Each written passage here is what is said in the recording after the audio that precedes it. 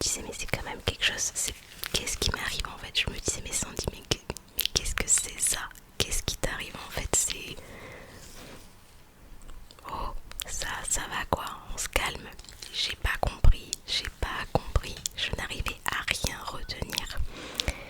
Et voilà, donc voilà, c'est quelque chose qui m'est arrivé et je peux pas l'expliquer. Vraiment, tu m'aurais dit juste avant que je vois ce spectacle, Sandy, tu vas voir, tu vas pleurer et tout. Je regardais et je me dit mais ça va pas la tête en fait, n'importe quoi. Et bien si, je me suis effondrée parce que j'ai trouvé le tout hyper émouvant, hyper beau. En fait, c'était vraiment hyper beau. Et voilà, donc ça c'est quelque chose qui m'est arrivé. Ce qui est très paradoxal avec moi, c'est que j'ai un côté de moi qui peut être très, j'allais dire dur. C'est pas très dur, c'est que j'ai un côté qui a... Ouais, j'ai une carapace en fait, parfois qui peut sembler un peu dure en fait, que je suis assez dure par rapport à mes sentiments, etc. C'est juste une façade, c'est vraiment juste une façade. C'est ça qui est paradoxal en fait, c'est que c'est comme si ouais, il y a cette protection là qui fait que je parais un peu dure parfois dans mes avis, dans ce que je peux penser. Et à côté de ça, je peux me mettre à être hyper émue pour une musique qui n'a absolument rien de triste. En fait, je trouve que l'hypersensibilité, ça n'a... Et c'est ce que je voulais dire aussi dans cette vidéo, c'est que... Décidément, je vais les oublier, c'est que ça n'a rien à voir avec les pleurs, avec l'émotivité, à mon sens. Je trouve vraiment que l'hypersensibilité, ça touche vraiment au sens, c'est-à-dire qu'au niveau de tes sens, ils sont, je ne sais pas, développés et il y a des choses qui vont te gêner au niveau de l'ouïe, de l'odorat, du toucher, du visuel. Pour moi, c'est ça, très clairement, et ça se passe là-dedans, ça se passe dans la tête. Tu vois, il y a des moments où je vais pas être bien, où il y a quelque chose qui me dérange fortement. Tu le verras pas forcément sur ma tête, tout se passe là-dedans. Et on peut pas dire d'une personne qui pleure énormément que c'est une personne qui est hypersensible. À mon sens, je pense que l'hypersensibilité n'a rien à voir avec une trop forte émotivité. Il y a des personnes qui vont être très émotives et qui vont donc pleurer très facilement, assez souvent, etc. Pour mon cas, je pleure très rarement. Vraiment, je pleure très très rarement. Je n'aime pas pleurer. Et par exemple, si j'ai voilà, une musique qui m'émeut, ou une scène dans un film, ou un témoignage à la télé que j'écoute, etc., j'ai les larmes aux yeux, mais je fais toujours en sorte de ne pas pleurer parce que je n'aime pas ça. Je ne sais pas, c'est comme ça. Je n'aime vraiment pas pleurer et je pleure finalement assez rarement. Donc non, l'hypersensibilité n'a rien à voir avec le fait de pleurer beaucoup et pleurer souvent. C'est de l'émotivité, ça c'est différent. Après, évidemment qu'il y a de tout. Il y a des personnes hypersensibles qui pleurent beaucoup et souvent. En tout cas, moi c'est pas du tout mon cas. Et je pense qu'on peut se tromper beaucoup sur les personnes. Parce que je te dis, il y a des personnes hypersensibles qui peuvent sembler un petit peu froides, un petit peu fermées, un petit peu... Voilà. Et finalement, elles sont hypersensibles parce qu'elles ont beaucoup souffert, parce que la vie a fait que... Et elles adoptent cette posture, mais à l'intérieur, c'est pas du tout ce qu'elle transmet en fait. Voilà, ce qu'elle laisse voir. Donc on peut avoir cet aspect un peu fermé, hypersensible, mais ça veut dire tout le contraire, voilà. Et moi parfois je peux donner cette sensation sur certains sujets, sur certaines choses, que je suis insensible, mais je ne suis pas insensible. Voilà, c'est un peu le paradoxe. Et voilà, et franchement, chez moi, cette hypersensibilité, j'ai l'impression que tout le monde est comme ça. Donc pour moi c'est normal, je ne sais pas. Voilà, je pense qu'il y a quand même beaucoup de personnes qui sont comme ça, mais pour moi c'est totalement normal en fait. Je voulais aussi dire par rapport aux manifestations, c'est que visiblement ce serait une manifestation de l'hypersensibilité. C'est que j'ai beaucoup de mal à lâcher prise. J'ai du mal à lâcher prise en fait quand j'ai une idée dans la tête ou quand j'ai du mal à... En fait, je suis vraiment beaucoup dans le contrôle des choses. Ça me rassure en fait, clairement, être dans le contrôle, ça me rassure. Comme ça, rien ne m'échappe, comme ça je suis rassurée.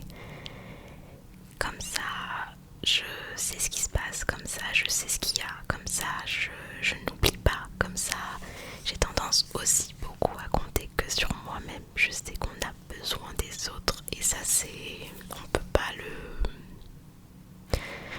comment dire, on a besoin des autres. Les personnes souvent qui disent non mais j'ai besoin de personne. Si tu as besoin des autres, tu es né grâce à ta maman, tu es né grâce à des gens autour de toi qui ont été là à ta naissance, tu as besoin en fait des autres. On a tous besoin des autres à un moment donné dans notre vie. Et voilà, donc j'ai cette tendance j'ai beaucoup de mal à lâcher prise, à être dans le laisser les choses se faire naturellement, les choses couler quoi. J'ai tendance à vouloir un petit peu tout contrôler comme ça. Comme j'ai cette tendance anxieuse, au moins je suis pas déçue, je suis pas etc. Ça me rassure. Voilà. Alors une autre manifestation, on dit généralement que voilà, les personnes hypersensibles sont très empathiques. Je trouve que c'est vrai. Je suis très empathique, ça depuis que je suis très jeune. Et voilà, pour moi il n'y a pas de problème avec ça. Les personnes hypersensibles sont empathiques. Mais à côté de ça, comme je l'ai dit juste avant, sur certains sujets, sur certaines choses, je peux paraître insensible. Sur certains trucs, il y a des choses qui vont pas me toucher. Mais c'est toujours un peu des façades, on va dire. Et voilà, de toute façon, on peut pas être sensible forcément à tout. Les personnes qui sont hypersensibles, c'est généralement au niveau des sens. Mais voilà, donc quand une personne est hypersensible, généralement, elle est empathique. Je suis en train de penser à une situation quand j'étais enfant. C'est une situation qui est pas très heureuse. Je suis désolée d'avance, c'est pas quelque chose de joyeux. Alors mes deux parents, durant toute mon enfance, mon adolescence, jusqu'à être adulte majeur, je les ai toujours vus se disputer. Voilà, c'était le quotidien. Enfin, voilà, il y avait des mois ça allait très bien, et puis après pendant des mois ça n'allait plus, etc. Et ma maman, quand elle se fâchait en fait avec lui, elle pouvait avoir des comportements, des très mauvais comportements. Et elle cherchait plutôt à ce que ses enfants la protègent, s'occupent d'elle, prennent soin d'elle, etc. Ce que moi je trouve, parce qu'il est le rôle d'une mère avec ses enfants et pas le contraire. Et donc ce qui s'est passé, c'est qu'à ce moment-là, c'est mon petit frère qui est allé prendre soin d'elle pour que justement elle ne fasse pas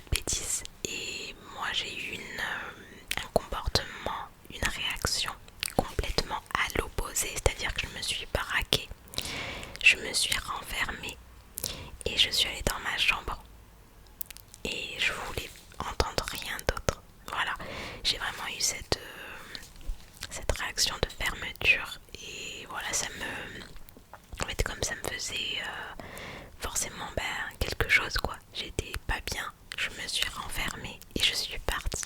J'ai fui en fait le truc parce que c'était la seule façon pour me protéger à ce moment-là. Alors que mon petit frère, lui, il y est allé. Il est allé au front quoi. Il est allé s'occuper de ma mère. Et je m'en sentais incapable. Parce que justement, c'est ma manière à moi d'exprimer mon mal-être, c'était de me fermer et de me protéger et de fuir, de partir. Bon, je vais dans ma chambre. Mais voilà, tu vois, c'est des réactions comme ça. On peut penser que l'enfant n'est pas forcément très sensible. Mais en fait, si, il l'est beaucoup, beaucoup. Donc, le pauvre, il va se protéger comme il peut. Il y a aussi autre chose dans ma personnalité, c'est que j'ai quand même tendance à être... je suis introvertie. Je préfère parfois la solitude. Je sais que tout ce qui est soirée, la foule, le monde, voilà, interagir avec du monde, ça a tendance à vite me fatiguer. C'est-à-dire que j'ai besoin de repos, j'ai besoin de calme.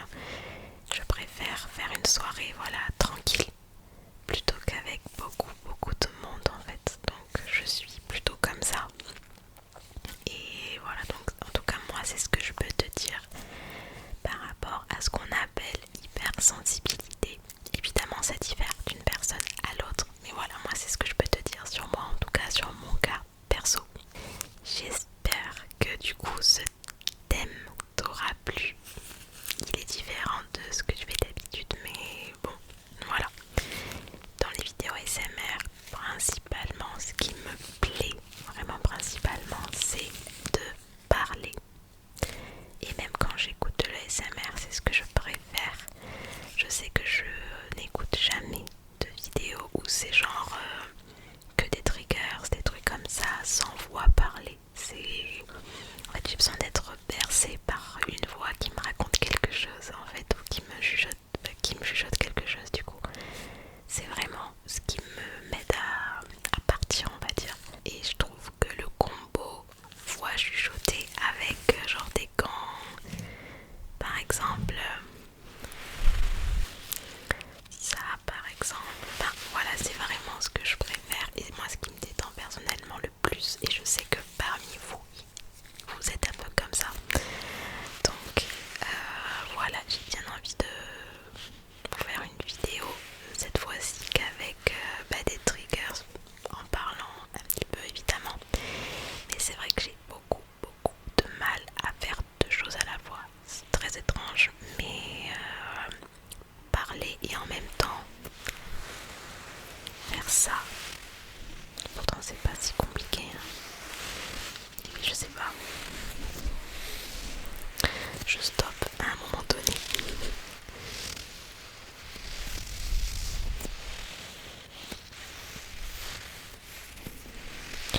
Alors oui, on peut l'appeler Albert si vous voulez, cet avocat. Moi ça me dérange pas. Je pensais juste lui prendre un prénom, un petit surnom un petit peu plus sympa, mais enfin, ouais, je pense que ça lui va bien. Bon, en tout cas voilà, j'espère vraiment que cette vidéo t'a plu, que le nouvel angle de la vidéo t'a plu, et que le sujet aussi t'a intéressé, et j'espère notamment que ça a pu t'aider forcément, parce que des fois on peut être hypersensible sans forcément le savoir, parce que ça paraît tellement évident et tellement normal pour nous-mêmes en fait, que des fois on sait pas, et des fois ça peut aider, ou un proche, etc. Voilà. Donc voilà, sur ce, je vais te laisser avec ces petits bruits de gants. Et voilà, j'attends tes réactions en commentaire, j'attends de voir ce que tu en as pensé. N'hésite pas à mettre un like si tu as aimé la vidéo. C'est vrai que ça m'aide forcément, forcément. Parce que c'est vrai que sur YouTube, l'algorithme doit être assez compliqué, et c'est très compliqué, encore une fois, de voir ces vidéos visibles, mais vraiment. Donc c'est toujours